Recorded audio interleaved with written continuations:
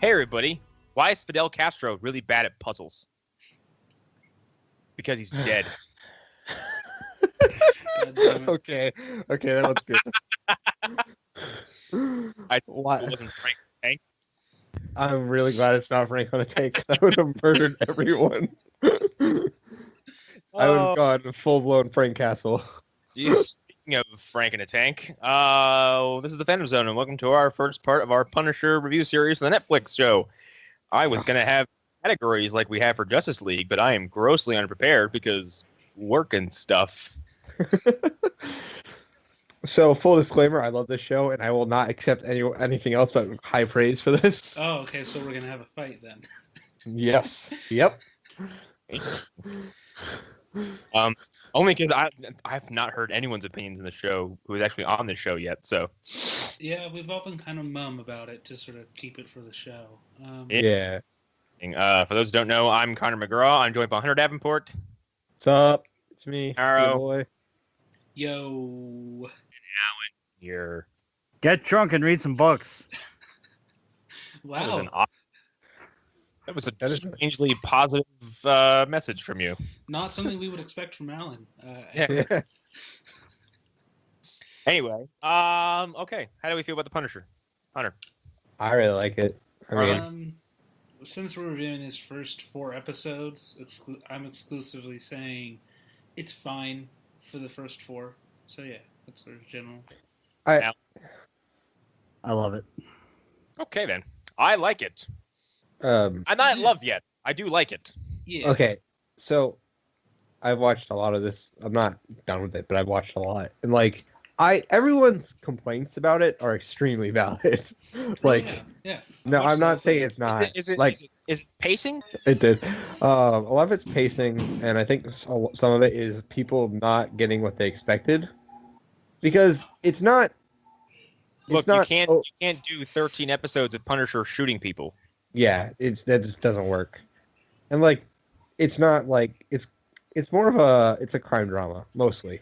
It's like, it's very, very, very not much. Also, it's about Microchip as much as it's about Frank, and like it's about Madani and her. Okay.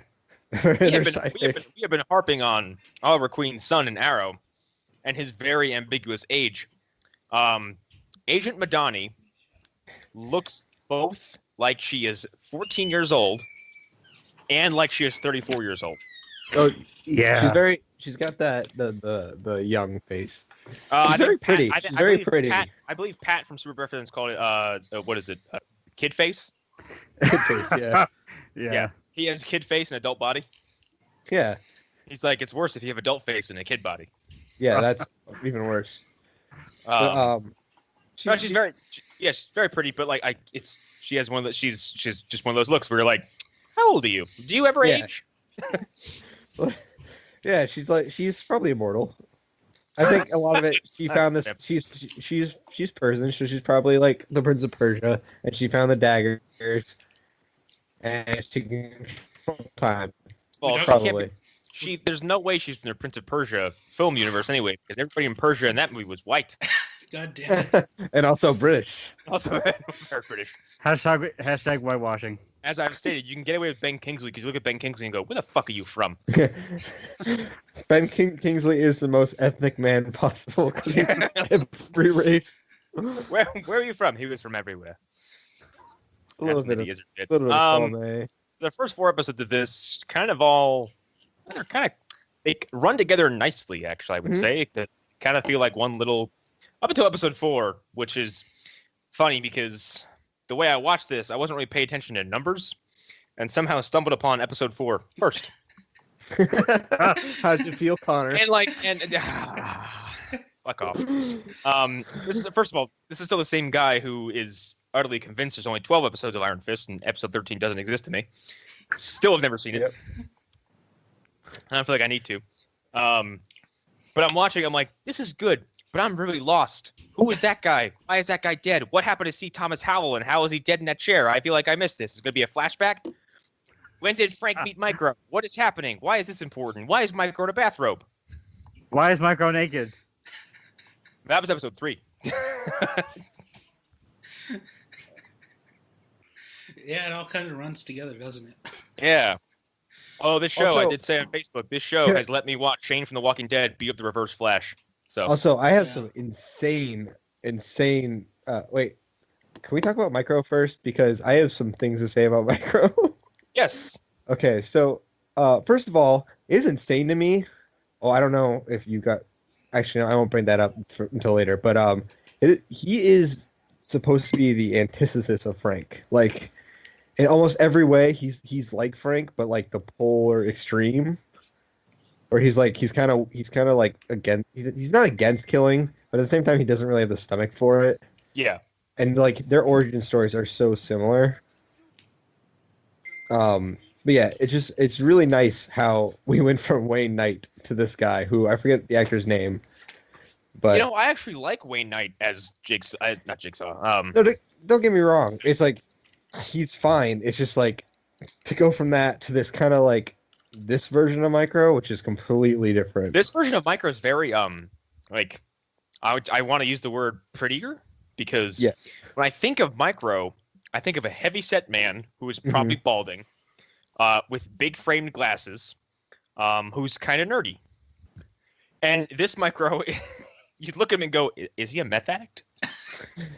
He's kind of like rugged. He's like, got this rugged neck beard, and it's a fucking neck beard. It's not a real beard. Nobody grows that kind of beard willingly. Okay. Also, him and his wife are like hilariously mismatched. Yeah. Yeah, I like when they do a flashback of him before everything happens. He's still got the neck beard, and Yeah. he does. She doesn't even care. She doesn't care. Yeah, she's like, I still love you even if you have a neck beard, honey. You have a gross wrestling fan neck beard. Fuck off, wrestling fans. I don't want to go on a cruise with you. I don't. I hate all of you. No. I hate all of you except the ones I'm friends with or who I associate with on Facebook. I think last week I came to the conclusion that I just hate wrestling. So, and it felt good. I was watching Survivor Series. I was like, I hate all of this. I hate literally all of this. Why do I watch this? Why am I wasting 3 hours of my day? NXT is still good though. Yeah, we can talk about Micro a little more. I like Micro's fucking eccentricness and the fact that he lives in like a fucking. He lives in an app. He lives in what could be a room from the Saw films. Yeah, kind of. He does. Yeah. He might as well be Jigsaw, which is a funny observation. By the way, Google casting information. Thanks for spoiling that, you pieces of shit. I mean, we spoiled that months ago when we talked about it on the show, but yes. Yeah, I also shortly before this, I kind of watched like I caught a clip, like it was on some kind of YouTube auto playlist, like you know how they just fucking play shit. I can't remember what I was watching, but it leapt right to one of the final episodes where somebody is laying an absolute vicious, horrifying, violent, Holy shit, grotesque beatdown on somebody. I almost got spoiled on that too. That sequence, I'm not gonna say what it is because No, we'll talk about it. We'll talk about it. Yeah, in the it's episode, fucking but horrifying though. it's something else. It's disgusting. But But, yeah, I really like Micro. I like his I like the fact that he was tied to a chair, just fucking balls naked for an entire episode is very amusing. Yeah. Whilst Frank is just trying to figure him out. And did anybody else laugh when Frank walks in, kind of discovers him, punches him, knocks him out, and is kind of like somewhat surprised that he knocked him out with one punch? I thought you were Yeah. gonna say He stops and observes him. He's like, almost as to say, like, fucking really, man? Like, Yeah. I was One more punch. I was more shocked at the Lost reference. Wasn't he the guy in Lost? I don't think so. Micro was on. Okay, I because he looks familiar and I can't place him. Yeah, I thought the same thing. He must have been in a lot of like New York stuff. Cause, Yeah, like yeah. I don't know. where I've never watched Lost, and I don't want to, so I have no idea what that reference. It's a reference to Desmond. Oh, I have never yeah. watched. I have never watched Lost, and he doesn't want to. so I don't know who Desmond is. Well, yeah, I know. I was gonna say I know who Desmond is. No, I just know that Desmond is a character. I don't know who he is though. So Dude, I know they go on a fucking on an island and it ends in a really shitty way. That's all I know. I'm never gonna watch it. It's kind of. Thanks, Lindelof. goddamn. Anyway, Lindelof shade. I can't wait for him to fuck up Watchmen. Anyway, Ooh, no, Andy's gonna hey, hate you. hey. Andy's gonna listen to this and be mad at all of us now. whatever. So, I think he's already mad at us. probably. For making him talk about Justice League for 2 hours. Yeah. Fuck you. That's so good. We love Andy. He's so great. Dude, I love when I was like, just what do you want? He's like, just fucking reboot it. Like, Just start over. Just clean the slate. burn it down. like the biggest DC fans I know was just like, just fucking start over.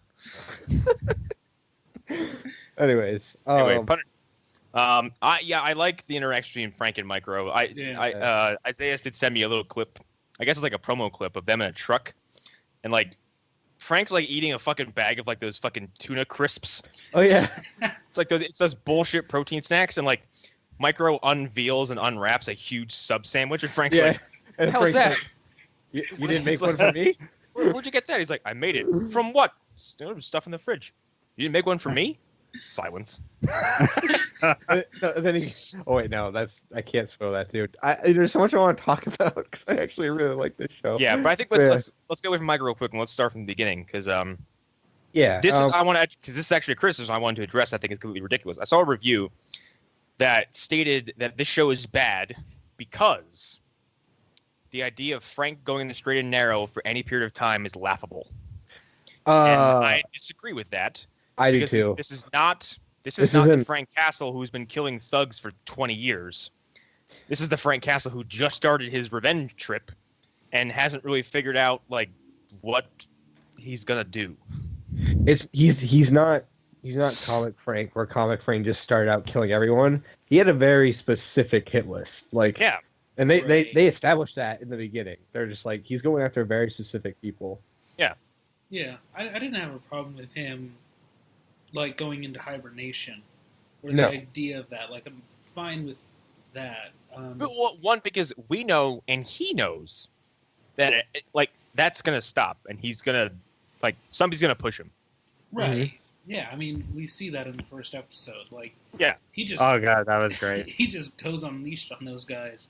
I Yes. want to say that sequence had, given the context of the show and how they're leaning heavily on like what happens to people when they come home from the military, the song choice of "Hell Broke Loose" by Tom Waits during that scene was probably the best use of music I've seen Marvel do with any of their live action things Oh yeah, no. ever. They've Like, done some good stuff, but yeah, I agree. That It's pretty song good. is like it's like I had a good home, but I left I Yeah. left my buddy and I wept. I left my arm in my coat, like stuff like that. Like going overseas and getting fucking doped up on heroin just to deal with everything. Mhm. Mm-hmm. Like my mom I died never wrote stuff like that. When I got home I didn't get to vote. All kinds of stuff like that. Yeah, it's like they're like stuff like that. Like that, I like the whole thing with him in the building because it was like I've never really seen Marvel even attempt that. I don't think like what would happen if Frank just like gave up for a little while. He does not And gave like up. and he doesn't even. He's like even in giving up, he's still like he can't function as a human being because he stays there all day. He cracks and bleeds his hands hitting a wall with a sledgehammer. Doesn't have a life. Like Mhm. As He Pat lives put in- it on the Super Best Friend cast, he was doing that to gain more muscle to kill people. Yeah. Like, he- Like, he didn't choose a soothing, peaceful, quiet existence. He No. he found a new life where he can go break shit and get some anger out of his system because he's a very rage-filled man. yeah, it's like Because there's a point in episode that I want to say 1 where as he's breaking stuff, he's just doing the Walking Dead yells. He is shaning it up oh Yeah. yeah. Very much so. real There- heavy at some. There are episodes where it's like, oh, that's just John Bernthal being John Yeah. Bernthal. They're just like just be yourself. man. He's a very specific set of like grunts. Yes. I was waiting for him to say, Carl. Yeah. His little whispers reminds me a lot of like BJ Blazkowicz a little bit, where he's just waxing poetic to himself. Like Yeah. He's got this really specific gruffness to him that I really like. Yeah. But I do love his like, I got you an alias. It's the most wise guy-esque nickname, like alias ever. It really is. I got you an alias. Pete no, like Castellano is his real last name in the comic books. Is it really? Yes, it is. Okay. It's Frank Castellani. Yeah, Frank Castellani. I don't know what the P I have only ever known him as Frank Castle. I've never read anything with him going under a different name. No, he changed. I think that might be his biblical name. His birth name is Castellano. Right. Okay. Yeah, but interesting. Pete might be, what's it called in Catholicism? Your church name that they give you? There's a Saint Pete. Yeah, there's a Saint Peter. Yeah, I'm pretty sure that's my Catholic name. Mm-hmm. So like, even though I'm a fucking bleeding heart atheist now. Thanks, Mom. She'll never listen to this. That got dark. Connor said that word, or he said that phrase so many times. I've just lost interest. Like, she's never gonna listen to this. It doesn't matter. Just forget. Fuck it. Let's put it this way. My mom still doesn't know what a podcast is. Okay. And you're never gonna explain it to her. I've explained it to her 3 times. She's like, "So you're on video?" No. Okay, forget it. Do you put it into a Keurig?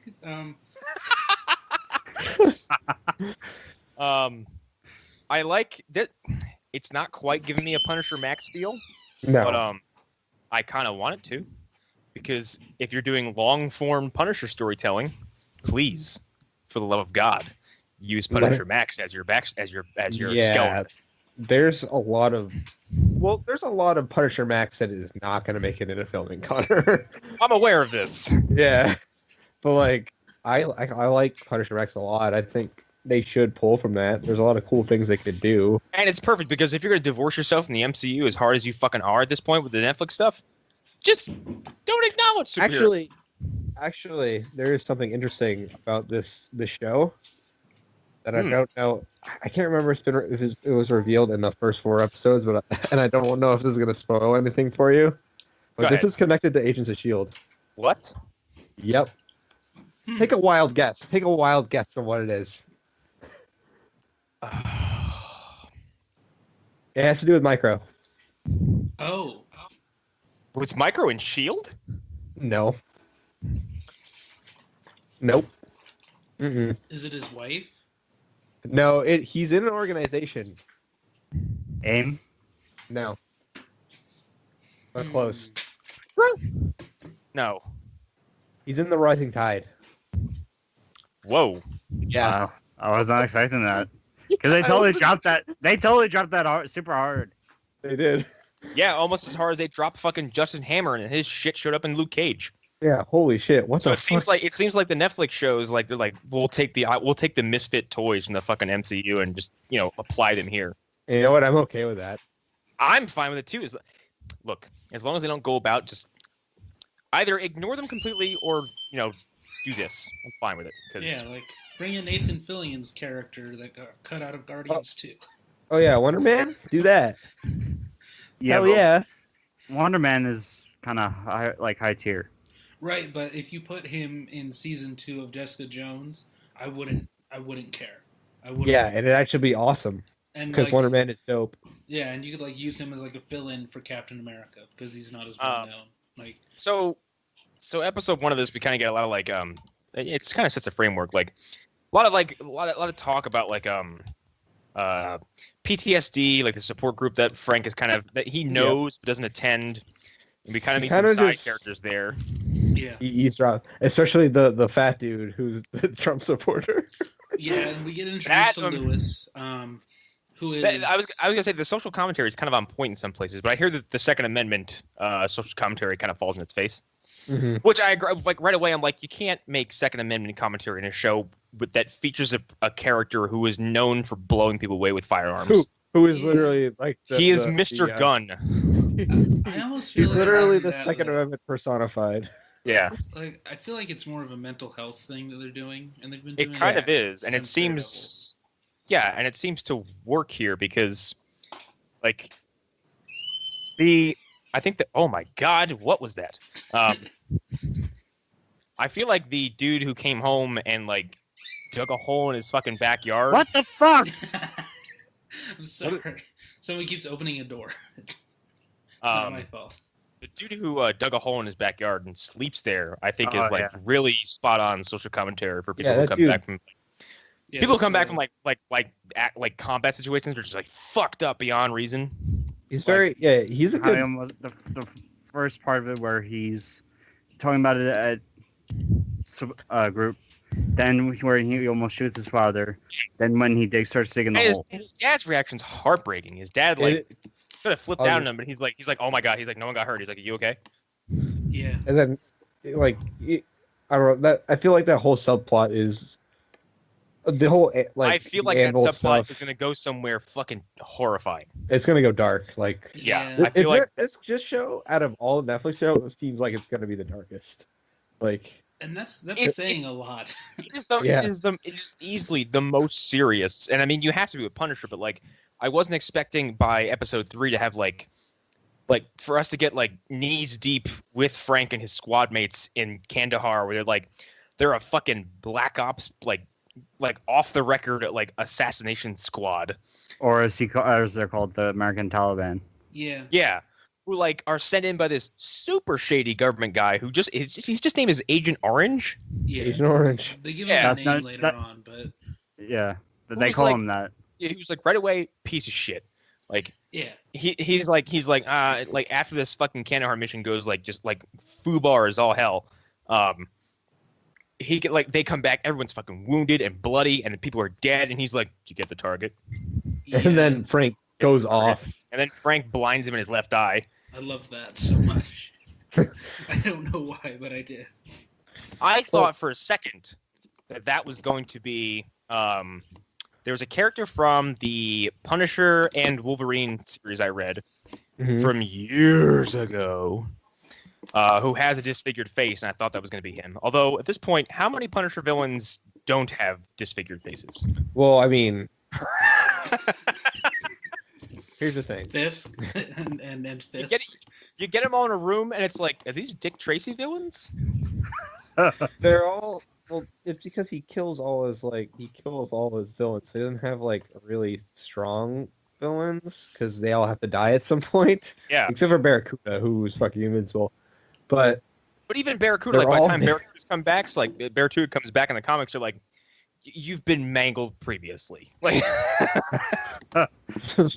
and yeah. what's his nuts from Punisher Max had like the fucking the plastic mask over his face because like a bomb went off too close to his head, and like he lost like just his entire epidermis. Yeah, he Like, was in just where's Daredevil his- season 2. Yeah, he was, and he took a shotgun to the face. He's not coming And then back. he saw his face. Then we have the famous Jigsaw, who we've seen in a few iterations now, So he's Billy Russo in this? That's his actual full name?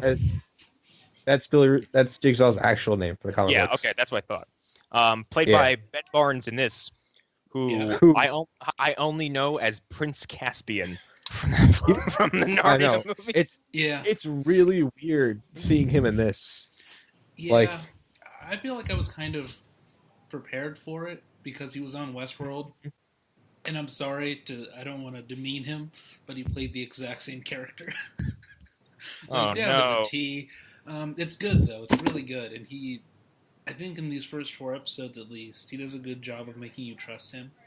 Yeah, especially in the Kandahar flashback, because like he condemns Frank attacking that dude, but he's like we can't live like this. He's like we have to get out of bullshit. Yeah, he makes a lot of sense. Like he's not the Jigsaw we know, like from the Warzone. He's definitely not that. Yeah. Oh God, no. Oh Jesus Christ, no. I can't wait to watch that movie. That'll be a fun day. That'll be a he's great very, day. he's very reasonable and very grounded Mhm. in that flashback sequence. And Anvil, he's running Anvil, correct? Yeah, Yes. He's up to some shady shit.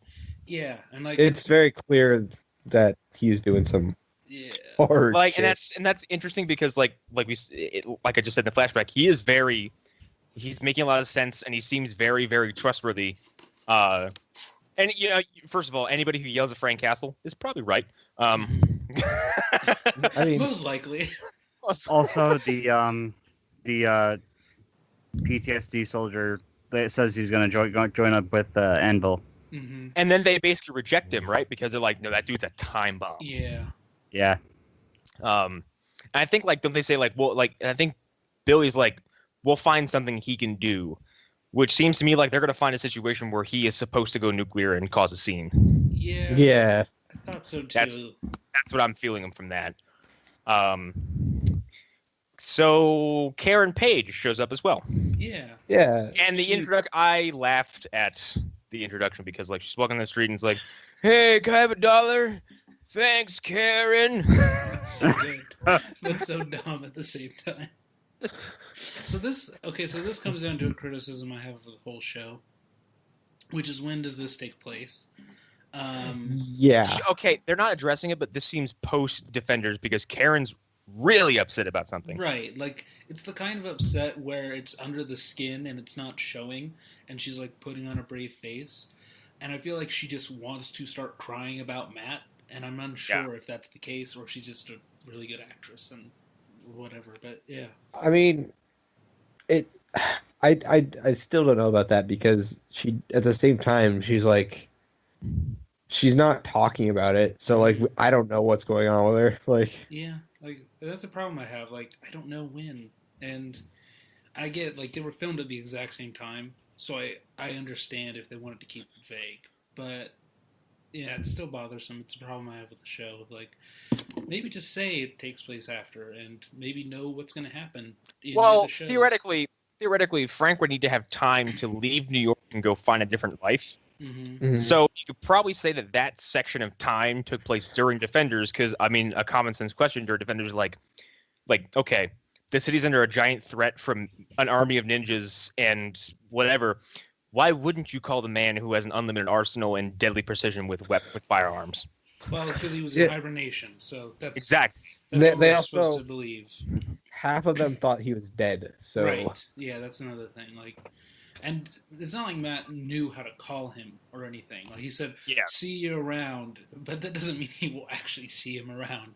I mean, yeah, it's Frank. Like, he could have just been like fucking around and be like, haha, I'm gonna go kill more people now. Like, Right. Yeah, and that's the thing. Like, Frank could have easily, like, kind of, like, because he has an ear to the underground and, like, kind of what's going on under the surface, like, he would have known. He would have known, like, wait a minute, he's like, you're telling me there's a bunch of fucking killer assassins coming to where I live right now? They're probably going to kill a lot of innocent people? Time to suit up.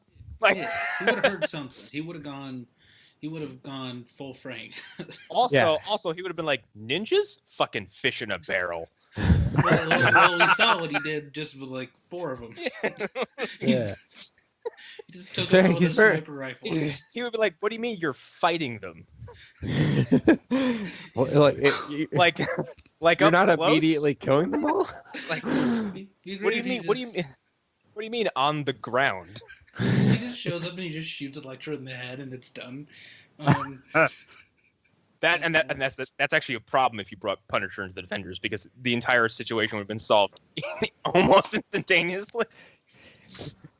They're like, oh, he shot them all. He would have shot Sigourney Weaver in the fucking Chinese restaurant. He would have shot Electra the first time he saw her. He would have shot that Japanese guy. He'd have shot everybody. He probably would have shot fucking Danny if he wanted to.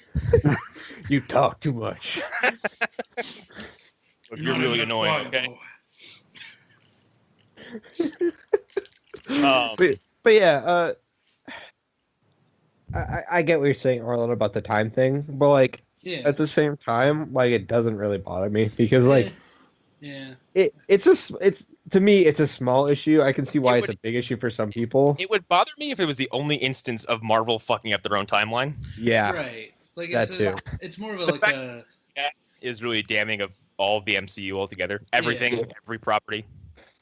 yeah. It's like we don't know when any of this is. No, Like- they keep like between I think the films and the TV shows, they keep like in one episode they'd be like, oh, this was 6 months ago, and then like the next season they'd be like, no, that was 12, 13, 14 months ago. Yeah, that's a problem. Yeah. So, I don't know. But Like- yeah. But I like the fact that we like so far by episode 4 we have no clear cut villain outside of Agent Orange. Yeah, Yeah. Billy's obviously going to become something. Billy is obviously he's he's Billy's clearly fucking set up. Jigsaw. Like that's Yeah. it's if Billy is pretty- Jigsaw, it's something's gonna happen.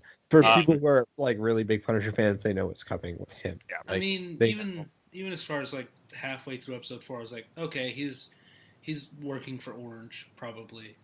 Yeah. Even at that point, and it would make sense because in the first 2 episodes, he seems so good. Like you have to really believe that he would have to take a real fall to become who he is in the comics. So yeah, like that made sense. Also, to me. They also foreshadow what happens to him super hard when they're like, when he's like, when I got what I got, people want to you'd want to share the wealth. Like it's very Yeah. clear that they're talking about he really loved his face and he's not gonna love it eventually. Yeah. Like, Yeah. He's very full of himself. Especially when it comes to Agent Madani, who I said while Arlen was away for a second, who looks 14 and 34 at the same time. Right. Yeah. Depending on the lighting. Madani's interesting because, first of all, her mother's voice is both distracting and soothing all at the same time. A woman who's been in I don't know how many different shows and cartoons she's been in. Oh my It's god! like I'm everything. like I'm your pretty sure- voice is like cutting butter. It's just fucking. It's great. I'm pretty sure she plays an Overwatch character, if I'm not mistaken. I believe She was also in Star Trek Beyond. Yeah, she's been in so many things, and like when she came on screen, I was like, of course you're her mother. You just fit. Yeah. You just fit I so like well. her. I like her partner, Sam Stein. He has kind of a He reminds me of what's his nuts from Punisher Warzone, the Ophi detective they hand the Punisher case to. Well, who's they're the same. They're the same person essentially. Like basically, it's like, oh, you're a cop. Oh, you're also an idiot. like in Marvel Knights Punisher, which actually the Thomas Jane version of Punisher is based on loosely. They have Welcome the back, same Frank. character. Yeah, they have the same character. Sam So- Stein. Kind of, yeah. They're similar characters. Like he just gets Okay. this case dumped on him, and Okay. Well, and like it's funny because like the Punisher currently in this TV show is dead. Like yeah, no one knows he's still alive. here, like the viewer is the only person who's kind of keen to his larger existence. Mhm. Yeah. And a few side characters, like I think is what is it, Russo, the PTSD counselor? the- Billy, I think. Billy. Yeah. Is it Billy or is it? Russo No. doesn't know he's dead. Russo thinks he's dead though. Yeah. Oh no, not Russo. who That's am I Agent thinking Orange. of? I'm sorry. God, what's fuck. his name? The black guy. I can't remember his name. Billy. Is it Curtis? It's Billy. I think it is Curtis. It is Curtis. Yeah, it is Curtis. Yes, Okay. Yeah, Curtis.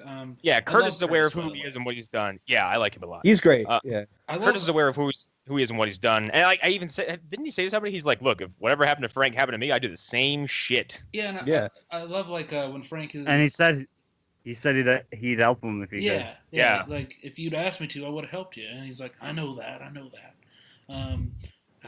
love that stuff. I love the interaction between the Marines and any of the service people in there. They're like, I would help you, and like you really believe it. So that was something that I appreciated. We also got to see the return of what's his face.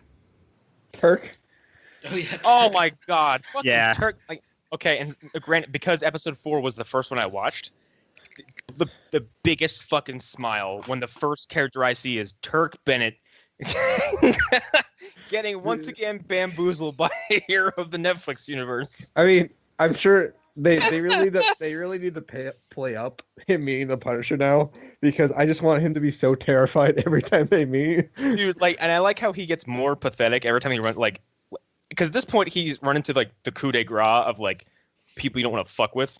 Yeah, literally He's like, everyone. he's like, I'm not an evil person. He's like, I'm just trying to make ends meet, and we're like, we know, Turk, we know you're not bad.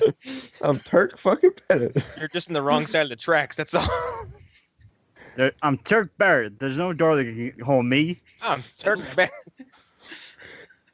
He needs to have an on-screen appearance on Jessica Jones. That's Yeah. all he needs. Yes, he Where does. she fucking like hangs him from the scruff of his neck by like a fucking like I don't know a fence or something. And he's just like, I'm so tired of this goddamn He shit. just has no expression. She scruffs him like a puppy and just hangs him up. He's like, I need to move.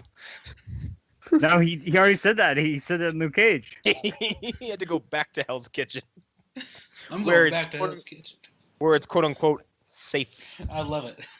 Yeah, because Daredevil doesn't kill. Or He doesn't kill you unless you're an undead ninja man. Mm-hmm.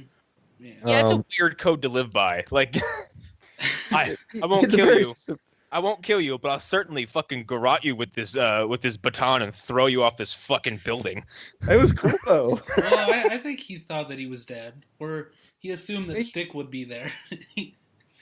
I mean, Stick did cut his head off. It's Right. yeah, it's like that scene from the Wolverine where they throws the dude out the window and she's like, "How do you know there's a pool? How do you know the pool was down there?" I didn't. It didn't. How do you know Stick was Gosh. down there? Oh shit, he is.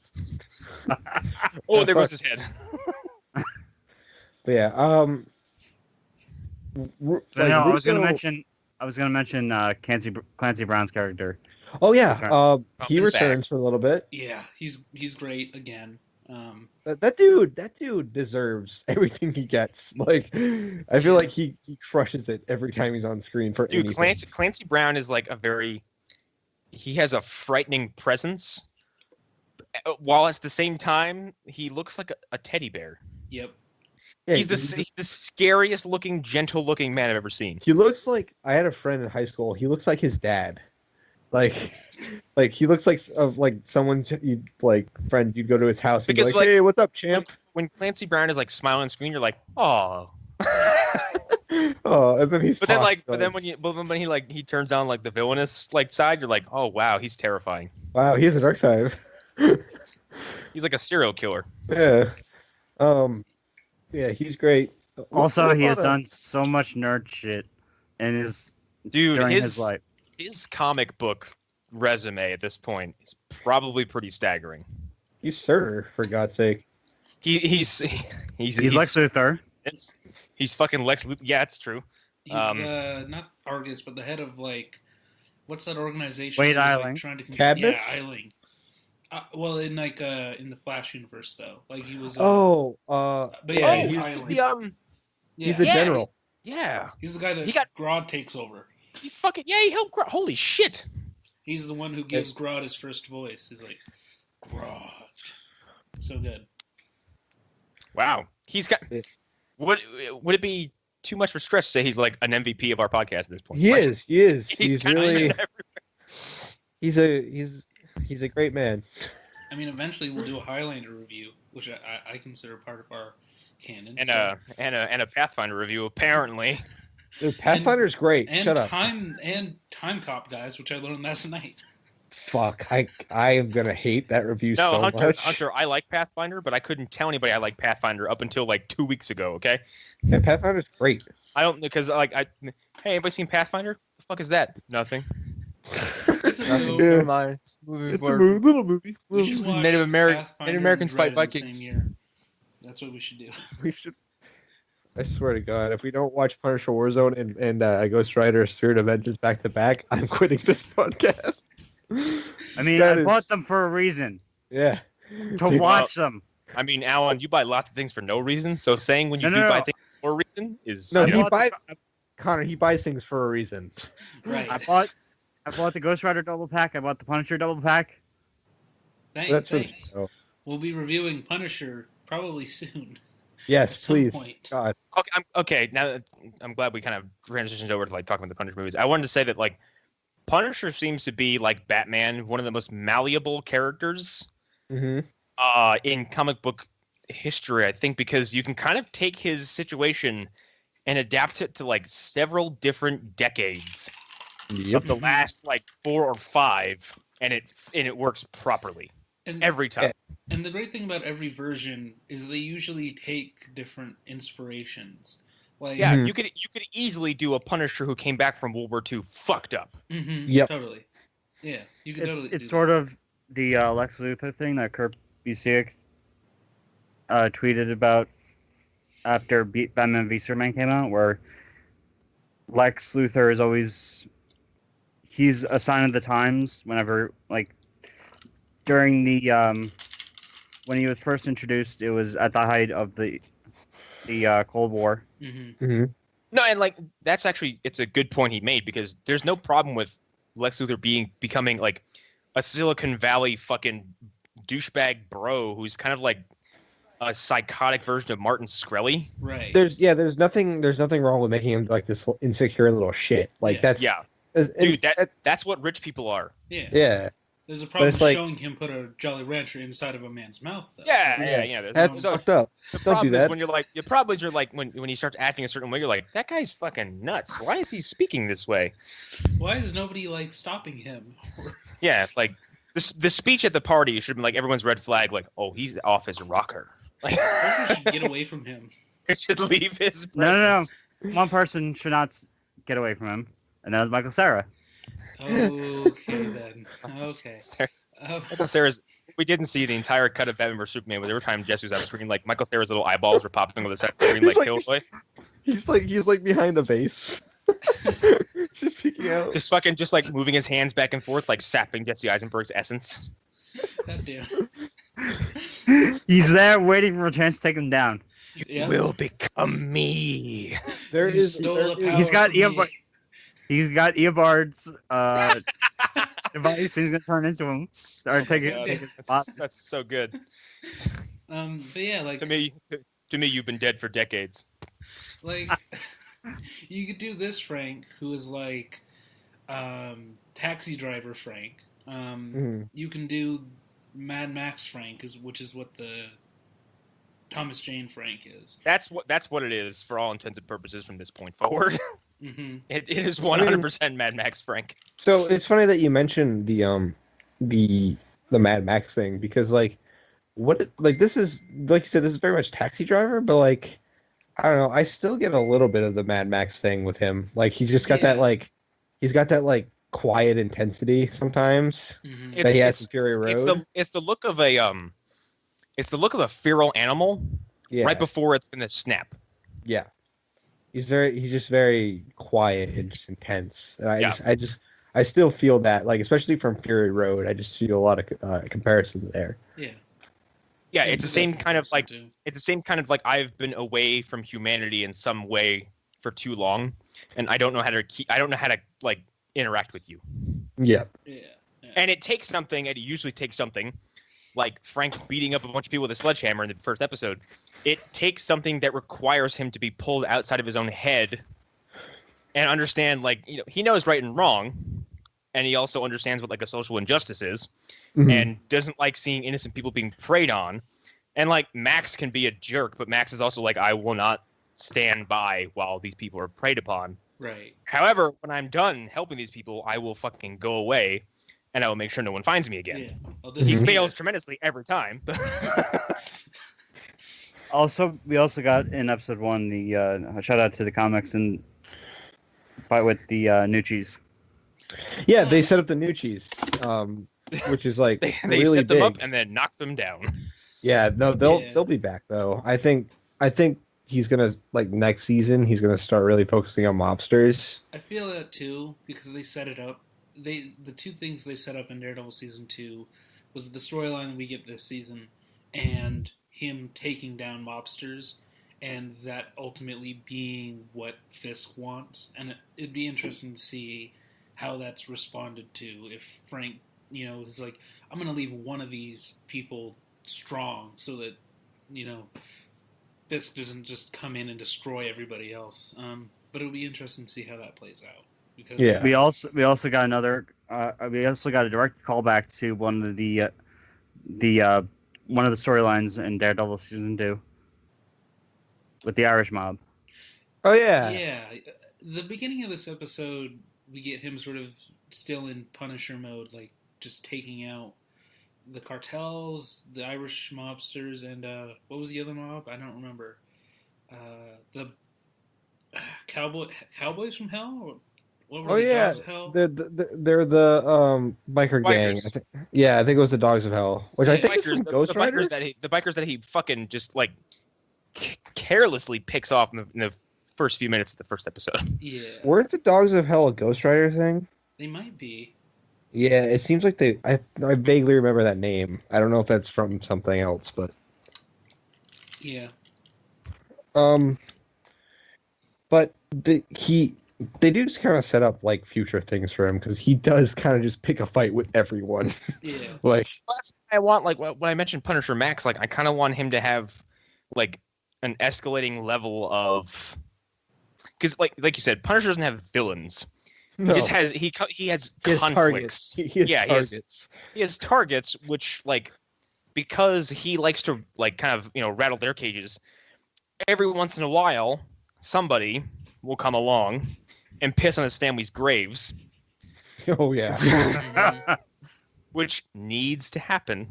Yeah, there needs to be some sort of needs to happen on this TV series, in this Netflix series. Like, you need that shot of Frank like minding his own business, like eating a burger. I'm gonna take 10 minutes and not kill some criminals. Oh, look what you did. Oh no. Hey, you want tapes? I've got ones with kids in them. that. I love how Punisher seemingly can't like escape crime. Nope. Like, he goes into a pawn shop to get a radio. It's just there. and then all of a sudden, there's just a child pornographer right in front of him. Well, and like I think in one of the first issues of, actually I'm pretty sure it's the first issue of the Irish gang story in Punisher Max. Like, he's in a diner and like one of the it gets fucking firebombed. Mm-hmm. Oh yeah.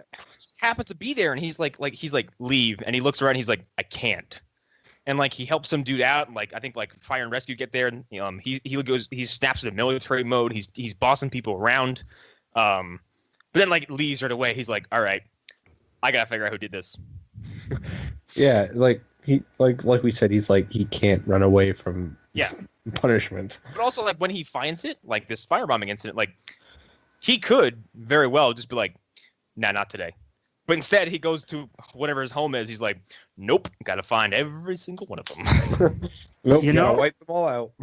I'm surprised that Marvel isn't like doing what they did with Daredevil, Jessica Jones, Luke Cage, Iron Fist, with the Punisher Platoon series that's going on right now by Garth Ennis. Here's the thing, and this is like it probably ties into the delay of like the Punisher trailer and like stuff like that with the Vegas shooting. Like, you run into some hot water when you spend too much time glorifying a property which features a character who likes, I don't say he likes gun violence, but he certainly commits a lot of it. He's certainly not opposed to it. Yeah. Oh no, this is all stuff that happened in Nam. Yeah, it's a war comic. Okay. It's actually but still, the artist. Still, it's the same creative thing. Same creative team from Punisher Warzone. It's still the same issue. Like you're still pushing a character who's basically a mass murderer. Right. Yeah. It doesn't matter what period of time he is. Like, the character is known as like, oh, that's the guy with the highest body count in the history of comics. Like, right. Like, this is the guy who like holds a record for killing what's it called? For killing Vietnam soldiers or North Vietnamese soldiers. Yeah, or like this is the guy who strung a guy up to a tree and pulled out his intestines and wrapped them around several pieces of bush, and then goes, let's talk. Yeah, and then after they're done talking, lets the wolves eat him. Yeah, man. I understand not starting a PR push behind him. Yeah, right. And like, there's an episode later on where it's like, okay, I see why they pulled this right after Vegas. Like, there's an episode that's very similar, and it's got a very similar concept. Oh. And so yeah, like, I get it. Well, yeah, I don't know. How fucked up is it where you make like, it's art. It's art. Mm-hmm. Like, it's you still make this piece of art, and then like all of a sudden you're like, oh, here comes life, fucking imitating art. Yeah. Oh, it's art, but it still evokes an emotional reaction. Yeah. And that's the kind of part you kind of have to understand when you're dealing with this stuff. Is like, you could really fuck someone up with the show if like right after the Punisher, like the Vegas shooting, you just they watch the Punisher and they're just like, First can't of all, handle like people who like will leave any shooting, like if like the next day they hear fireworks go off, they're gonna fucking hit the deck. Right. Yeah, And it's kind of the same way, and this show does handle PTSD with these soldiers, and it is a similar situation where like I think I have friends who have relatives who have PTSD, and like they said, like they'll just shoot out of bed for no reason and start like just having freakouts. It's a debilitating disease. Yeah, Yes. like, can we That's talk about actually- the nightmare stuff in this? Well, Just in these first 4 episodes, because before we get to that, can we just give speaking of the PTSD stuff, the reason that the PTSD soldier shoots at his dad is because he's coming in. He sneaks up on him. Yeah. He immediately gets into a combat stance. And that like that's PTSD. That's how it affects people. Like, I think a friend of mine said her dad is kind of the same way. Like, if you sneak up on him, he gets very like you can't. You have to avoid catching him by surprise. Yeah. So, and I think for a show based on a comic book, that's a brave subject to approach because like Daredevil, Luke Cage probably had more social commentary than anything else combined because it deals with race. Yeah. I mean, they've all tried to do themes, and Jessica Jones handles manipulation and sexual assault and like gaslighting very well. Yeah, handles all that stuff extremely well. It's the best thing about the show. And then Daredevil is like fucking Catholic guilt personified. Yeah, dude, I had some real moments watching Daredevil. I grew up Catholic, so it's like. I've always kind of like related to Matt Murdock in a way, but there's some moments through that show where I was like, "Oh, I feel this." Especially like his frequent Matt's frequent trips to confession, and like to the point where even his priest is like, "Dude, you've got to take a step back. Like you cannot keep just like taking this out on yourself." Yeah, he's like, "Dude, relax." Like, yeah, it's not all your fault. Yeah. You want. You can't save everyone. Sometimes you can't even save yourself. But like, please stop punishing yourself for every single sin. Like, so I think for this show to take on like post-war trauma and stuff like that is very interesting. Yeah, it's timely because like we are fucking still in the Middle East in this country. That's not ending anytime soon. It's never going to fucking end. Nope. If any of us have kids, they're still going to be dealing with it. So. Yep.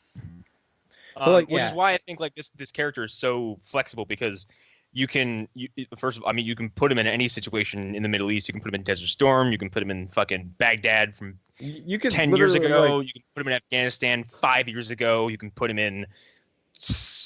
You can literally like the Thomas Jane Punisher is an FBI agent and it works really well. Yeah.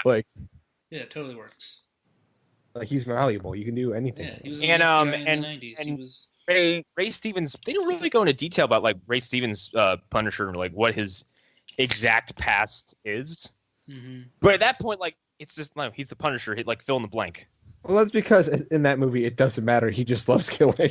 I think that movie actually has a very decent emotional moment buried underneath all the ridiculousness. Like, almost quits because he mistakenly shot an undercover cop, and he's like, "No, that's it." He's like, "I'm done." He's like, "I made the biggest mistake I could make." He's like, "I killed one of the good guys," and he's like, "I'm done. That's it. The operation is done." And then of course something happens which forces him to kind of stay as the Punisher. But I think that's a very interesting thing for Frank to have to deal with, and I don't think it's been dealt with before in any of the live action stuff anyway. No. You never see Frank making a mistake like that anyway, so. I have a question. Yes. Who came first? Jonah Hex or Punisher? Because Jonah Hex came first. Okay, because they share a lot of similarities. They do. I mean, it's like Arlen said, this is the Death Wish. Was Jonah Hex from the '70s, or when did he first? No, I think he came around I thought he was in the '50s. Yeah. Well, how different is the very first iteration to like his later iterations? Not that different as far as I know. So then he's ahead of his time, because what happened in the '70s is there's this huge obsession with vigilantism. Like just people are just the idea of it and exploring it is all over popular culture in all of the '70s, and the idea of like a cop who's like kind of breaking the rules is all over pop culture and all these different things. His first appearance was 1972. And Jonah Hex? Yes. Wait, okay. No. So that means Punisher came first, because Punisher was in the '60s. Punisher's '60s, is he not? Yeah. Let's see. Oh, I think I'm thinking of Rawhide Kid, which are two completely different characters. I'm gonna find out right now because I have the Wikipedia loading up as we speak. Frank's first appearance was in 1974. Oh, okay. Jonah they Hex come did from the come same first. thing. They come from the same The same like obsession. Okay, like Yeah. It is. I don't want to use this phrase because it's going to sicken me. It's the good guy with a gun fantasy. Right. It's the same thing Yeah. that Death Wish comes from. Yeah, which Death Wish, like, if you go back and watch the Death Wish films, they have aged terribly they're not great. because it's just fucking Charles Bronson shooting a bunch of minorities Yeah. and Yeah. laughing. There's no like, it's like there's no emotional weight to anything because one, every film he has a daughter or a wife, like a new one every time. Like he goes to the store and buys them. That is true. Like he And like like for and some something, reason and something fucking unspeakable happens to them every time in these movies. And then he gets mad for a second and then goes out and just like he doesn't even kill like people directly associated with this crime. He gets his fucking rocks off shooting random ass purse snatchers. yeah, It's like, it's the most which is the one- horrifying version which of is the- vigilantism. Which is the one where he pretty much starts like manifesting crimes to happen so he can kill people. Oh my god, that's they covered that on fucking That's the worst. It's like Death Wish 3 or 4, where he starts setting up criminals just so he can shoot them with a gigantic revolver. what the fuck? Why? Because like he what is it? He goes and buys an expensive camera, and then kind of has it out in and public. he's touting it. Yeah, he's touting it. He's taking pictures and he's flaunting it. Like some dude comes up and runs and grabs it, and then he Left- shoots him. And he's laughing the entire time and he gets shot in the back.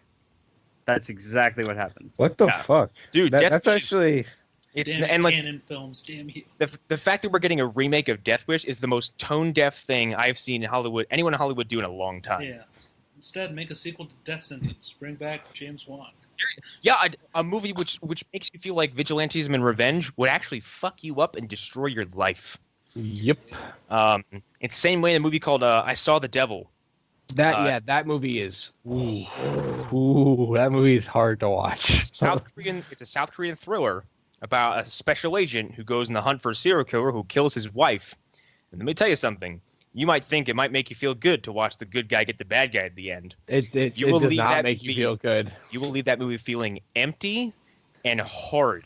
Like horrid. I It's thought you said it is hard a for a second. no. It's I had a bunch of drool in my mouth and it came out as hard. It is a gross, mean-spirited, but eloquently made and beautiful film. Well, like a lot of like Korean film is Yeah, like and that. but the message is like revenge is bad and will destroy you and probably everyone you love. Yeah. Like It's not like DC. When Batman takes the law into his own hands, it's kind of like one, he doesn't kill except when he does. except when he totally kills. When he totally kills in every major film he's been in except for the '60s version. Oh, it Well, just at accidentally least in- broke someone's spine. At least in Dark Knight, he kind of kills by accident. like he kind of And by Dark Knight Rises, he is shooting missiles into trucks. Okay. yeah. Right. What the fuck? Like that's And- going and- straight. He kills Talia. He does kill Talia. He absolutely kills He- Talia. In Batman, in the first Tim Burton Batman movie, he kills 9 people at once. Yeah. He blows them up and then throws like 4 people off that fucking bell tower and Yep. smiles the whole time and then murders the Joker. Oh yeah, he totally kills the Joker. Kills the Joker. He does well. He didn't murder the Joker. He avenged his parents who were killed by the Joker. Okay, But don't still, get he me still started kills on them. that. He Alan, kills I them. know. I just want to fuck Allan, with you guys. if I tie an anvil to your leg and tell you to climb up a building, I've murdered you. Yep, I have murdered I'm not- you, whether it's because- righteous because- or not. Because if I see you climb that building with an anvil tied to your leg, I'm going to be surprised and probably just nudge you off with my foot anyway. And if you fall, exactly what I expected to happen happened. Right. That's murder. I don't know what Batman was thinking, like, I'm going to tie his fucking foot to that gargoyle and see what fucking goes down. My memory is that it's accidental, but I haven't seen the movie in a while. No, he straight up kills that guy. No, he grapples Joker's leg and then ties it does- to a big stone gargoyle. The gargoyle breaks. So here's and the thing: then, he could have like- saved him. Like he could have saved him, but he did. Yeah. Nope, he goes Yeah. right for the killing. Oh yeah, he also kills Ra's al Ghul in Batman Begins. I mean, He totally. says he's like, He's like, I don't have to kill you, but I certainly won't help you. Bye. Yeah. So everybody's like, Batman doesn't kill. Shut the fuck up. No, he- kills. Also, let's also think about the fact that before he left Ra's al Ghul to die in a subway train, he blew up his house Yep. with Yeah. lots of people in it, including a man he didn't want to callously murder. Yeah. You don't see that guy So- getting saved. But he did it anyways. Yeah. He's like, I don't want him to die, but It'd be funny if he was the villain of Dark Knight 4. You did not kill me once. Bamboo. You did not kill me once. That was your greatest mistake. I was in that bamboo. For I am for more so than a mere long. thief. I am the real Ra's al Ghul. God damn it. But yeah, I think like the way people react to Punisher in most of the film properties and live action stuff is how you would react to someone who's like, Mhm. I'm gonna take some AR-15s and go shoot up a fucking bar. Yeah. yeah, it's like they know, everyone knows that he's crazy. Like, and they acknowledge it several times. They're like, Frank's a fucking psychopath. Yeah. Yeah. Like nobody at Homeland Security in the show is like glad when they realize that he's alive. Yeah, they're all like, they all piss their pants essentially. Yeah. Like, And Although, and I feel like the it's been kind of brought up in like other. I'm sure to get brought up in this at some point. And it's been brought up in Warzone. It's been brought up in the comics. Like when Frank knocks down a major crime syndicate by killing every single one of them, not every cop is like, we got to bring him in. A lot of them are like, good. Mhm. Because he has just reduced the risk of me, my friends, my family, someone in the street getting gunned down by one of these psychos. yeah, And it's Yeah. a it's like, logic to argue with because you're like, yes, vigilantism and murder is wrong. However, when you take It's- away the legal aspect of it and a bit of the morality of it, you're like, I mean, he is kind of even. I wouldn't say even the scale, but he's put the advantage towards just civilians and people who are trying to stay yeah, safe, avoid being shot by a he gang member. levels the playing field a lot. And Yes. like, it's not glorifying it, but it's like he's saying, look, this happened. Like, this is what would happen. Like, Yeah. this is the reality of it. And it's like we talked in depth on Movie Dumpster about Death Note and like the moral implications of the actual Death Note and how the fucking Netflix movie botches the philosophy of it. Well, like, that like Japanese culture is like all about rules and stuff, and like that's part of it. Like, and then in Death Note they disregard all the rules and they're just like, fuck and it. I think like isn't it by the end of the anime and the manga like Light essentially brings order to the planet because he's killed like 400,000 like evildoers. Yep, essentially. And like someone's like, yeah, the world's like almost crime free because they just keep dying. Yeah. Like, And like that's a lot of bodies. And again, like murder's wrong and you shouldn't kill people. But on the other side of that argument, you're like, but yeah. I mean, don't get okay. This sounds like we're defending this. Don't do this. Like, if you're listening to this and thinking about doing it, do not. we're just saying. Do not do this. Do Because not- it's a reason why. There's a Don't reason do why I this. Go called play it. Yu-Gi-Oh. Well, if you're specifically for the show of this season, and the CIA does kill your family, go ahead. Go. Well, okay. Read Whoa, that. whoa. Still play Yu-Gi-Oh. That's No, why but, I said that's why I said it's a good guy with a gun fantasy because Yeah. that is not a real thing. Right. Like yeah. the CIA does mean, not just kill random people's families. No. So if that were to happen, that would be an exception to the rule. So yeah, But- like Even like Micro's story is kind of like a cautionary tale mhm.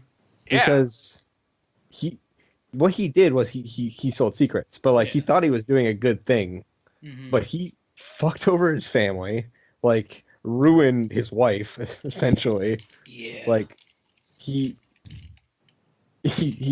basically, like, I wouldn't say he sacrificed himself, but he tried to make himself a martyr and it didn't exactly work. Like, Yeah, First he of all, thought like- he was gonna Snowden that shit. It didn't work. yeah, Okay. and Like no. tries to make himself a martyr and then like through sheer power of luck, like fails. Mhm. Mhm.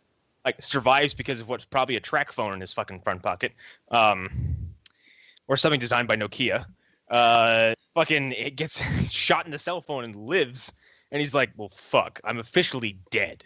Right. Like on the record, I'm a dead man, so I can't go home. Mhm. I can't show my face. So I have to live in this fucking this shithole filled with computers where I probably don't bathe and live in a fucking Hugh Hefner bathrobe. Yeah, that's kind of like where my original point His was. life Is like sucks. him and Frank both are the same person essentially. Like Yeah. like they're so alike and they refuse to admit it. Yeah. And I think Frank, the longer he goes, is more content with his lot in life. Yeah. Whereas Micro is probably like, man, I wish I had a fucking way out of this. Yeah. You can clearly tell he wants to get out of Yeah. it because he Yeah. constantly watches his family kind of creepily. Yeah. Okay, so that was a weird thing throughout this entire show. I But, like, kind of wasn't into it. I- It's I even get- even weirder when Frank makes a subtle move on her too. Yeah, that was. I thought mean, you loved your wife, It's Frank. not in these first 4 episodes, so we can't go into it. But there's some stuff Yeah. upcoming that I'm like, I don't know about this. I don't know how I feel about this. But, like, That's probably a minor betrayal of the character because like yeah, Frank has obviously had sex post Maria, but like Right. I think in Punisher Max, like the only woman I ever see him like lay with is like that other hardest fucking hardest diamond CIA agent who is like jumps in his bed, punch him in the face, and says, "Let's fuck," and then they do, that's the kind of girl that you need. and that's it. And But, like- her and Frank are like, "There's no emotions to this. It's just Mhm. fucking instinct. I'm horny, you're He horny. just- Let's do it." He's just trying to feel something essentially. Like, Yeah, he's not- and so is she. That's why I think she was a very good counterpart for him in Punisher Max. yeah, Yeah. like I don't know. Which is funny because her character is a catalyst for him to have an actual factual emotional reaction to something that happens later on with Barracuda. Mhm. Because Barracuda kidnaps like the only living offspring Frank will probably ever have, which is the love child he had with his agent, who Mhm. they kind of secret away and put her Oh, under yeah, the sister's and- family. that gets real fucked up. That gets really dark. Yeah, If you haven't read Punisher Max and you're listening to this, fucking go do stop, it. Turn the show off and go. Let's go. No, read it. don't turn the show off, please. Don't. Okay, Please bye, don't. guys. No, Alan, Give me attention, please. please, I need this show. I need this. I need this. But yeah, like this is kind of like the show kind of like posits that Frank he's willing to feel something very clearly because he holds on to like Karen and like their like whole father-daughter thing.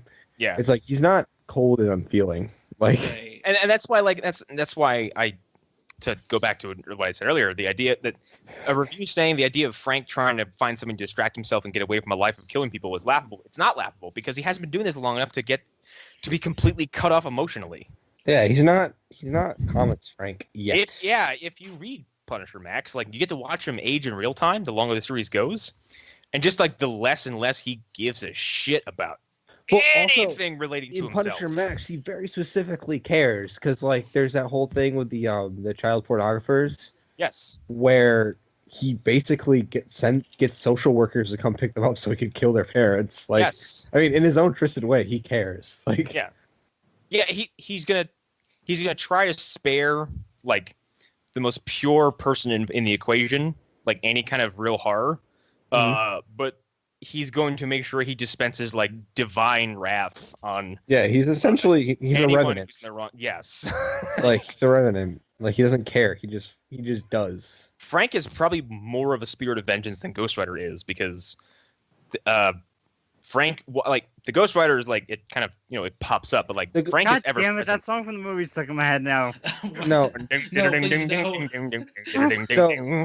no. No, please don't. Frank, Ghost Rider is biblical. Like, the difference is Ghost Rider is biblical. Like he and just Frank Frank is very just real a fortune. possibility. Frank is a force of nature who will just kill everyone. Where's that comic book panel come from? Where like he's fighting Ghost Rider Ghost- or whatever, And he Ghost resists Rider a pet and stops. stare. Yeah, and he's That like, is from Planet Hulk. Yeah, he's like, And "Not like he's like, guilty." why isn't this? He's like, well, he doesn't say not guilty. He's like, why does this work against you? And Frank's like, because I don't regret anything Oh, yeah, I've that's ever right. done in my whole life. No, he goes, I regret nothing. Yeah, And then like- Ghost Rider stops and is like, oh fuck. Yeah, like So good. that's like that's a Frank Castle who's been doing it so long, where he's like, I don't care. Yeah, that's where hopefully I this don't is give heading. a fuck what happens to me. Yeah. We're Also- still in Frank will take Madani out of the car after hitting her face or whatever. Yeah. Frank, I do like one thing that was kind of nitpicky about the show that I kind of want to bring up was the whole hipster thing. That Where was like they're Oh, trying, yeah. they were trying to be jokey, and I was like, this isn't working. Like, You're not funny though, you guys. You're not funny. Like I mean, Daredevil gets away with humor sometimes, but well, barely. like Daredevil Well, also, I needs feel like- to be almost like light a little bit because I also feel like making fun of hipsters is like 5 years too late. yeah. Right. and he doesn't look like that much of a hipster. No, he looks like a fucking lumberjack, if anything. And it's not like he's in Brooklyn. Like No. it's If he was in Portland, that'd be a different story. right. Yeah. Like, yeah. Portland, the 90s ever died. But Yeah, most of this is like I don't know what area of New York this is, but it's very like not trendy at all. No, Yeah. it's grimy almost. Like mhm. Which is what I like about the Netflix series. That sort of like, because what's funny is that like Harlem was like the cleanest looking place they've been to. yeah, no, Yeah. Harlem was was almost like. But that's also because it's like a it's weird comparison, but it's like Moulin Rouge to me. Like it's colorful and like which No. fit because it works for Luke Cage, because Luke Cage's message is like, no, we're trying to put power back into this community. And yeah, it's a save very it from positive itself. message. Like it's Yeah. like the Punisher's message seems to be like everything sucks. like Right. Like he's living in the truck driver part of town or whatever. Like everything's terrible. And Hell's Kitchen doesn't need to be described. Like its name is Hell's Kitchen. Mhm. Like it's warm, it's gross, it's probably fucking moist as all hell and disgusting. It sucks to live it's like there. the Punisher video game has a really funny bit about Hell's Kitchen where they're like, or in the beginning, Punisher's like they renamed it Clinton, but it still sucks. like Yeah. like essentially that's what he says. I'm glad you brought up the game too, because like that kind of goes back to what we said about him being so malleable. Like his character and like that game embraces the like. It's a weird game because it exists inside the Thomas Jane continuity while also existing inside the wide lore of Marvel. Yeah, it does. Because Iron Man, Black Widow, Bushwhackers in the fucking Bushwhacker game. shows up, but like Iron Man is in the same property as Howard Saint's John Travolta's son. Oh yeah, It's the strangest thing. very strange.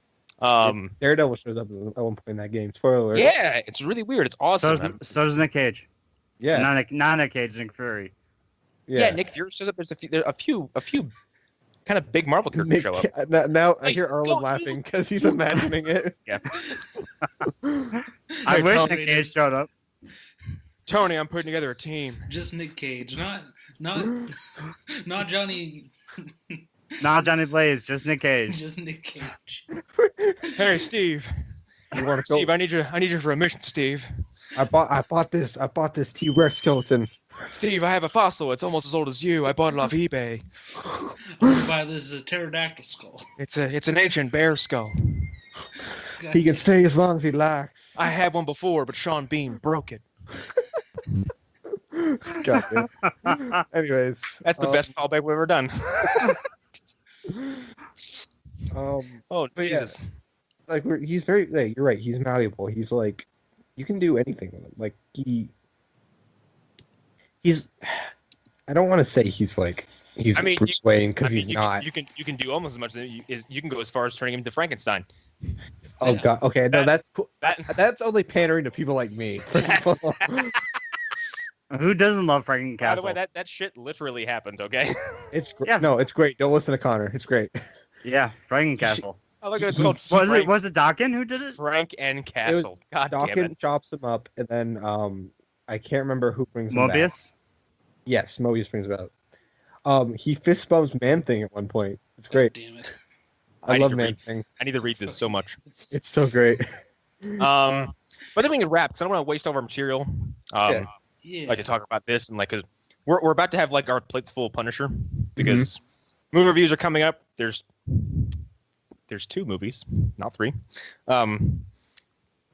I refuse to acknowledge the one that came out in the 80s, so we might as well not. He doesn't wear a skull, which is okay. So It's I not guess, it's a Punisher movie by name. That's it. Yeah, like he does. You know what? No, Fuck it. Let's get that review out of the way right now. It sucks. Let's not watch it. It's bad. It's very bad. Movie. Bad. The only Fucking thing bad. I like about that is his church hideout.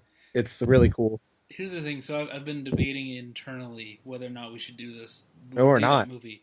And the only reason I would want to do it is so people have an understanding of how bad it is. bad these movies can be. Because Of basically how to like completely misinterpret a property Mhm. and just deliver so poorly on every level. because the bad ones we've done so far. They're still the characters essentially. Like yes. Spawn is Spawn. There's no denying that's not Spawn. Like I mean, they turned Daredevil into like a mass murdering psycho, but Mhm. not really a mass murdering psycho, but a guy who really likes killing. Like he none of loves it. these are 1981 Swamp Thing. None of ooh. these are that bad that we've done so far. So I'm Dude, man, here's the thing: if you like Swamp Thing, but you also like people throwing other people a lot, watch the 81 Swamp Thing. yeah. If you like, That is his primary offensive move. if grab you by like shoulder, pre-Alan by Moore pants. Swamp Thing. If you want a Swamp Thing, we can still see his pant legs. Okay. Did you know there was a Swamp Thing TV show Yes. and a cartoon? Yeah. There's a live And action a, one. and a very popular toy line. God Yeah. fucking damn it. And then there Like, was a I love Toxic how- Avenger cartoon. I fucking can't. hate- I cannot believe that there was a Toxic Avenger toy line because can't I grew up believe my Toxic whole Avenger life. is the thing we're talking about right now. Hang on, real quick. Was- because has any was of you there an- seen the Toxic Avenger movies? No, they're I bad. saw one. Oh my God, which one? I said I saw like one, as in the first one. Okay, Hunter, have you? I've seen about half of one and I hated it. Arlen, have you? I know of them, and I know he fights Okay, the devil at They some are point. they're trauma films and they're hard R, full of Okay. graphic violence and nudity, and they made a toy line off of it. Here's the thing. I love Lloyd Kaufman. I do. But I wish he'd stop making movies. Look, none of you have suffered until you've had to sit through Bloodsucking Freaks, which I bought as a teenager because I'm stupid. Why would you do that to yourself? I don't know, because I was buying any horror movie I could get my fucking hands on. Don't. Okay. I want you to go back in time and punch yourself in the face. I would take the fucking money out of my own hands as a teenager and bring it to the future with me. Okay. It just won't bought- hold up to inflation, but good plan. Yeah. I would just come back to the future $14 richer. Who cares? I was I gonna would say just- $14 for. Well, no, technically not. Because me in the future would still have $14. Mm-hmm. Me in the past would not have watched that movie and would be short $14. Yeah. How but- long until that girlfriend who was really into Evanescence? Like, what was the gap? Oh, how long after that? How? yeah, well, no, what- like what was it before or after? Oh, this was before. Okay, so this is Okay. the beginning of the downfall. This was This no, is not right even off. close. No, this wasn't even close. This was when I could probably write when I just learned I was like 14 or 15. Don't explain to me how I managed to buy a fucking rated R DVD at 15 years old with no adult present. It was But when I went to whatever go- year but that was. when I went to go buy Mortal Kombat Deception, I think at some point, like my mother was in the mall. I hadn't got my driver's license yet, and I had to call her to come to GameStop and buy the game for me in front of me. Damn. I wasn't embarrassed. However, this cashier was, because my mom treated him like a fucking idiot. She comes in, she's like, "What do you mean I have to buy this for you?" I'm like, "This guy won't let me buy this fucking video game." She's like, "Why?" He's like, "Because it's rated M." And she's just like, she takes my money out of my hand, slaps it in the counter, and goes, "Give it to me." Aw, So That's good. great. she ruined that kid's awesome. life. And then she was like, "This is stupid, and you're stupid," and walked out of the store. I love how your mom just probably ruined that guy's life. She probably saw that Simpsons episode and was like, "What bullshit is this?" I mean, apologies to anyone who might currently work for GameStop. I might know, but most of you are lesser human beings, and I don't care for you. God fucking damn it. Okay. I think we're done now. We really didn't talk about the Punisher that much as the show, but okay. This is more of an After Dark with the Punisher Well, it's kind kind of of like sprinkled in. the first 4 episodes, like just to sum up, like Yeah. it's a lot of setup. Mhm. It's a But, lot like, of like we did- nothing's really happened yet. Yeah, like, no- to be no. honest. The plot really hasn't kicked in.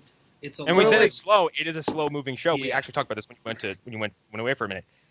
We can't have a show that's 12 episodes of him shooting people. yeah, Right, no, and we can't. I think it goes to another larger problem that we've seen in all these shows. 10 episodes is clearly the golden rule here because Yeah. these did not need to be 4 episodes. No. They could have been 3 or even 2.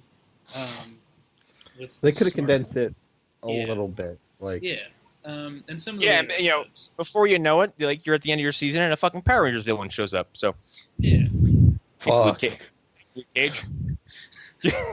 Your show was pretty serious up to a certain point. And then some dude shows up, he's like, I got my super suit. Hey, we were all He said excited exactly about like that. at the moment. Where's my super suit? Honey, what is my super soup? All right, I think we should wrap. We're all dying. Yeah, I think Yeah. we're good. I gotta poop because I've been eating junk food for 4 days. Yeah, we need to address the 2 weeks of no CW real quick, and then I think we can. Yes. Oh, yeah. I mean, Oh yes, yeah, my bad about that, basically- guys. Now let's just address this real quick because basically, and I kind of talked about it before the show started. It seems like we cranked out our Justice League review with 7 people on it, and then the universe was like, "Hey, guess what? Phantom Zone's fucking canceled." Yeah. Actually, I think that Justice League review killed me. So Yeah, So I was like sick all of yesterday. the following day, I had to work, and then I had to go to a dinner, and then Hunter got sick. Mhm. Like Eric was, I think, unavailable, and then other stuff happened. Like I think No, it was just it was you two. yeah. me, and then I was Eric- too tired to do Me, it. Eric, and Arlen Arlen was like, shit, fuck, god damn it. Yeah. Well, and again, I wasn't home till later on. So, Yeah. But then I guess today we were supposed to have Chris on, and he couldn't. Chris lost power. Yeah, Chris he lost was- power. Yeah. I think the universe is trying to tell us something, guys. And Alan's again, computer was overheating and shutting down. Yeah. So I literally have my AC on But- to keep it going. I will say this about the CW shows, of like the episodes we do. Like, we watch a lot of television for this show. hmm And it is very, very hard to keep up sometimes. And like, that's not an excuse, but like, sometimes we need a break. And like, I'm not saying that we are lazy and We're not saying. First of all, we're not saying like fucking watching TV is physically taxing and destroying our lives. No. But no. it is extra time that we have to make. It's like and- we're all adults. We've been trying to prioritize stuff like Thor and Justice League and Punisher, and these are kind of a limited window to get them done before the conversations no longer relevant. Yeah. The CW stuff, let's be real, for this give or take a few weeks, runs all fucking year. Yeah. Yeah, it does. Yeah. Flash season 3 basically just ended not that Yeah. long ago. And, Yeah. We're already approaching what's probably going to be the mid-season break for all of these shows. Mhm. Yeah. It's coming. Like- after And then Crossovers, another yeah. another CW show is debuting this year. So Yeah. fuck us. Yeah. Also Runaways, also The Gifted, There's so also much. Cloak and Dagger. There's too It's much. a- Oh God, I forgot about Cloak and Dagger. God, I think everyone else did too. Fuck, we're not watching Cloak and Dagger. No, we're gonna have to watch the pilot at least to decide. Okay, if it's I'm good. gonna. And I'm like, gonna look be at the very stuff. angry. Like, look at the stuff we just can't cover. We can't right. cover Walking Dead. We can't cover Gotham. We also won't cover Gotham. None Yeah. of us Um, want fuck to that cover Walking Dead. Well, I don't, but. I mean, I can't be bothered to watch Walking Dead because I'm fucking bored by it. And I can't believe it's still on. Also, starting to cover a show whilst it's in its 8th season is a little silly. Well, that show would be fairly easy, but yes. Like, look, like and the, we're and the week gonna come- before, It is, however, still relevant to our group and everything. Which is why I Yeah, include it in yeah. the Poppycock Award because like you can't ignore it. It's not like fucking. It isn't like Legion where it's like, oh, it was a fucking 12-episode series. It just started and we probably won't see one again until next year. Mhm. No, it's Walking Dead. It's a juggernaut. Like it's ever it's, like, present. it's huge. Yeah. So, like, The Walking Dead is probably one of the biggest comics to have released in the last decade. Mhm. Really, yeah. And it's So, like I like- think the highest rated show on cable. Like we don't need to cover it. Everybody We else don't. does. Everyone knows. Like, Yeah. Everybody knows about Walking Dead. And there are a million But, other yeah. Walking Dead podcasts that you can listen Yeah. to. And Yeah. I wouldn't be bothered by missing this week if it weren't for the fact that we did actually record a show. And then we stuff lost it. before. That was, again, that's technically. That's me fucking up. Yeah, yeah, it happens. I take full responsibility. It However, happens. However, coming up is next crossover. week is Oh, the and- crossover. And we will be doing the crossover. If all Yes. if all five of these great friends of mine are not on that show, I will personally come to their houses and No, make I'll- sure. No, I'm not missing this. I'm not I'll missing this be at all. there. I have a full day off this week, Let so me just say this: like, I'm more excited for this than I was for Justice League, and I was stupid excited for Justice League. Yeah, Okay. same. this is something that I'm looking forward to. We're as gonna well. get to see Oliver fight Nazi Oliver, and I'm okay, I'm fucking- gonna get to watch Cisco breach Oliver into a portal and then out of one as he's shooting his arrow. and I'm Yes. attracted to, but also scared of Nazi superhero. oh, I feel like that didn't need to be said. Yeah. It's just a Very, she's very pretty, but also very scary. right. She's quite frightening. But yeah, it's gonna be good It's like stuff. So Wolfenstein all over this again. November was. Speaking of which, actually, that's downloading on my fucking Xbox right now. November was very busy, and some things fell through the cracks. But I think it's a testament to kind of how far this has come in a year. This little fucking podcast. I don't know how many listeners there actually are because I don't check those numbers because I'm very self-conscious about them. But for those that have stuck around this long, thank you. We're not going anywhere. This isn't a goodbye. No. I thought November would be the thing that broke us. Honestly, I'm surprised we only missed 2 shows this month. Yeah, So. yeah. We We just said we're expanding is hard, and that's where the difficulties come in. Also, we have what do you call junk computers? We have fucking lemons. We have potato gear. Okay, that's what we Right. have. We've all Yeah. got potato gear, and sometimes our potato gear is like, I'm not gonna do it. Yeah, and I bought a new call recorder today to make sure until things don't until the inevitable happens and we have to get an office, because we're gonna be huge guys, happen. obviously. Oh yeah, we're gonna be the next kind of funny guys. Believe it. Until we have an office. God, I'm 31. This better fucking happen. If not, I'm scraping you all and dragging you over to a movie dumpster, whether you like it or not. You know I'm what? just gonna Fair be the enough. Mark Maron of our little organization. What the fuck with Arlen Harrow? Yeah. It's what the heck with Arlen. What the heck? What the horror with Arlen? Goddamn. Yeah. Until something like that happens, there's going to be technical issues. Like, Yes. and even then, there'll be technical issues. That's just Speaking the of nature which, I of don't know if I directly announced in the show so far, but Movie Dumpster is launching early January. Yeah, go listen to that shit. We're gonna have a bunch of fucking rollouts of that shit too. It's basically gonna function like a season, I think, because all this crap was recorded over the summer, which is funny. 'Cause You're gonna hear a lot of us. You're gonna hear us talk about shit that happened 6 months ago. However, it's gonna be worth it to listen to us talk about movies like Rawhead Rex, Death Note, Yesterday's Target, Venom, and next is Sukiyaki Western Django. I can't. What the fuck? Let me I describe this can't real wait- quick, and then we'll sign off. Sukiyaki Western Dojo is a movie that stars Quentin Tarantino and several Japanese actors who Whoa. are all speaking phonetically. I'm in. What the fuck? I am in. And it features Tarantino speaking like a Japanese person. That sounds awesome. He is talking like this. The whole God fucking time. damn it. God damn you, I will, Quentin put a, I Tarantino. will put a scene in the chat for all you to watch when we get off here. That All being right. said, I'm Connor McGraw. You can find me on Instagram at Connor Thon, not Connor Thong. For God's sake. That's someone different. You don't want to I'm follow not, him. you don't follow. That's probably a sex bot, to be honest. Yeah. And I am Unless the you're into furthest that. thing from a sex bot. I'm not Oh, even I forgot. having We it. didn't make a finisher joke from Punisher game. No, it's fine. Don't worry about it. We got to wrap. Anyway, you can obviously find me in the Phantom Zone. You'll find me in the Movie Dumpster pretty soon. You can follow me at Video Game Hour, just over there, and Shadow Zone whenever I fucking get my ass moving on that. Yeah, Because that'll be because- whenever he fucking does it. November Relax. happened, and then I was like, well, I can't do this. Starts his WordPress account so I can make an RSS feed for him. That'll happen someday. Yeah, exactly. Yeah.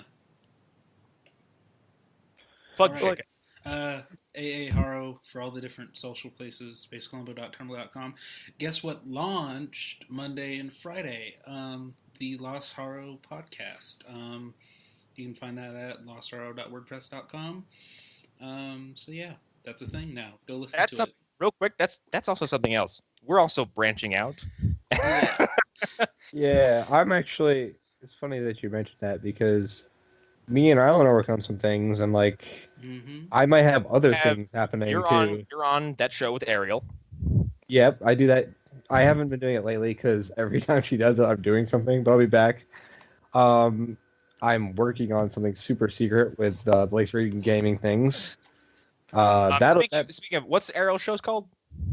Secret Sessions. Secret Sessions. Fucking go listen to that shit. Yeah, it's a really good show. Like I honestly haven't even formally greeted Ariel yet, but like if she's a friend of Hunter's, she's a friend of ours, which means her show is a friend of our show. She's a really good friend of mine. You should go listen to her show. Yes. Please do.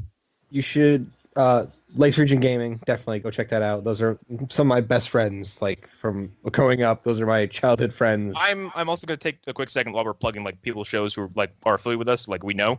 Blowhards with Ryan Hess and Eric Pena. Yes, go. Pena. Eric and Ryan are great guys. You should go listen to their shit. Matt Curione, who's gonna be on here someday. Yep, Matt's also great. Hey, what you watching? Like, we know a lot of people who have lots of shows. Rational Fears. Yeah. Matt is bigger than us. Yeah. Actually, it's funny. Allan just mentioned Rational Fears. Anthony's probably the biggest of the bunch of us. Anthony's fucking podcast should have been listened on BuzzFeed. His took off real fast. Which, by the way, I mentioned that I am on that show for a few episodes. I listened to that show recently during Halloween season, and like it's a great show to listen to. It is. His setup is super professional, and he's a super good guy. He just got married recently. His co-host is his wife. Him and Amanda, they're wonderful. So yes, support them too. Support everybody. Support our little network. Yeah. Andy didn't plug it, but he has a YouTube channel, so go look for that. So yeah, that's a thing. Yeah. I don't believe in competing with my friends, so no. I want all their shit to grow, and then we can all ride this fucking rocket ship together. So speaking of, you should all go subscribe to VGH. Yes, you should do that. Which was started by Allan Muir. Well, technically it sprouted from my video game minute that I started on this channel. It's Allan. It's sort of like a All in the Family Jeffersons thing. Yeah, kind of. Yeah, like this video game hour is sort of. I guarantee there's someone listening to this like, what the hell are those? Video game hour is. No. I'm talking about All in the Family and the Jeffersons. Yeah. I think people know them as cultural references, though. But yeah. It's not like you said. It's like the Mork and Mindy of the fucking Happy Days universe. Yeah. No, Video Game Hour is very much Allan's baby. Like I give him all the credit for that because he thought of it. And, which, by the way, this show was the sperm donor. This show still Chris's baby. He's still not here. Chris, he's an absent father. Speaking of plugging things, go listen to Chris's music. He is a really talented musician. I know he'll hate me for saying that, but I really enjoy his stuff. Like he's a really good musician. My music hunter. And he's a really good musician, but he'll also judge your musical taste like no one you'll ever meet. You will. Yeah. But he likes bass. He likes Bayside, so he can't. You like Neighborhoods by Blink-182, you heathen. Can I pimp out someone's who just started for Losara? That's what this is all for. Michael of Wicked Pixelated fame. Mm-hmm. He did his. He's doing a review right now, right? No. He published that review. It's good for him. Skyrim review for the Switch. Yeah. Which, by the way, you'll be seeing more from him soon. So, yeah. I think that is it. Yeah, don't follow me on Twitter. Yeah. Ever. Punisher Part 2 might be a little while. We don't really know. So yeah, that's the thing. Yeah, it's gonna kind of, it'll be out timely enough, okay? It won't be like Luke Cage Part 2, which will never be released. But yeah, because holy shit. But we'll get it out. But yeah, it won't be like January 1st before you get Punisher Part 2. We're trying to keep it timely, but yeah. Yep. Yeah, Luke Cage is lost to ether forever. Yeah, no one should ever talk about that second half of that season. That's where it gets bad. Yeah, that's where it gets real weird. Okay, that being said, bye everybody. Bye. Yeah, fuck Fuck Twitter. X-Men Apocalypse. And fuck Twitter. Bye. And fuck.